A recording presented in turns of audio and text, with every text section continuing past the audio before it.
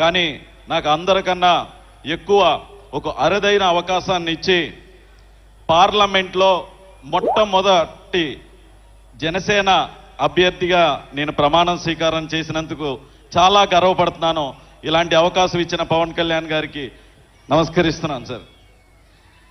అలాగే పార్లమెంట్కి పంపటమే కాదు, అక్కడ ఏం మాట్లాడాలి, ఎలా మాట్లాడాలి అనేది కూడా ప్రతి సెషన్స్ ముందు నేర్పిస్తూ మనకింత మెజారిటీ వచ్చినందుకు మనం ఎంత బాధ్యతతో పనిచేయాలని మాత్రం ప్రతిసారి చెప్తూనే ఉంటారు.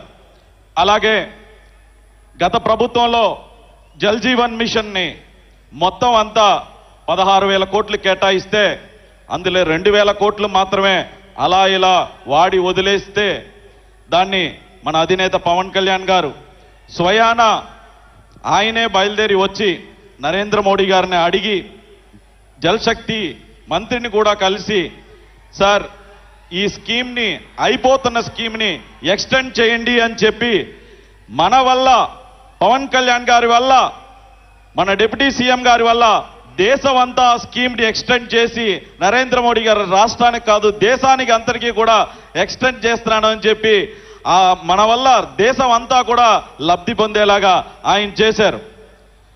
నేను కూడా మీకులాగే మన సార్ స్పీచ్ కోసమే వెయిట్ చేస్తున్నాను. సో దానికోసం ఎక్కువసేపు మాట్లాడకుండా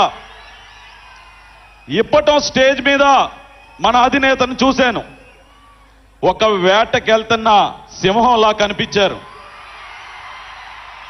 ఈరోజు స్టేజ్ మీదకి వస్తున్నప్పుడు చూశాను, గుంట నక్కల్ని వేటాడేసిన సింహంలాగా వచ్చి ఆ ముఖంలో ఒక చిన్న చిరునవ్వు, అదే గంభీరం అలాగే ఉంది. మీరు ఒక్కసారి క్లోజప్ లో కనుక చూస్తే అది క్లియర్ కట్ గా ఒక సింహం గుంట నక్కల్ని వేటాడేసి వచ్చిన, రాష్ట్రాన్ని ఇబ్బంది పెడుతున్న గుంట నక్కల్ని వేటాడేసి వచ్చిన ఒక సింహంలాగా ఉంటారు. సార్ ఎప్పుడూ కూడా మీ వెంటే ఉంటాం, మీరు చెప్పిందే చేస్తాం, మీరు అప్పచెప్పిన బాధ్యతల్ని తప్పక పాటిస్తూ ఈ అవకాశాన్ని ఇచ్చిన మీకు హృదయపూర్వక నమస్కారాలు చెప్తూ సెలవు తీసుకుంటున్నాను. ధన్యవాదాలు. గౌరవ మంత్రివర్యులు, రాష్ట్ర పర్యాటక సినిమాటోగ్రఫీ శాఖ మాత్యులు శ్రీ కందుల దుర్గేష్ గారిని ప్రసంగించారు.